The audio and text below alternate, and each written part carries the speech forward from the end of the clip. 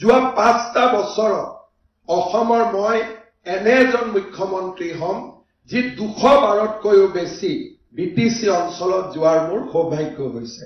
মোৰ আগতে কোনোবা মুখ্যমন্ত্ৰীয়ে হয়তো 5টা বছৰত 5 দিনো বিটিসিত যাবলগীয়া হোৱা নাছিল, কিন্তু মই হিসাব কৰি চাইছো যে 212তকৈও বেছি মই বিটিসিলৈ গৈছিলো আৰু বড়োলেণ্ডৰ সমস্যা সন্মুখৰ পৰা মই দেখিছিলো আৰু সম্ভাৱনাবিলাকো মোৰ সন্মুখত ধৰা দিছিল।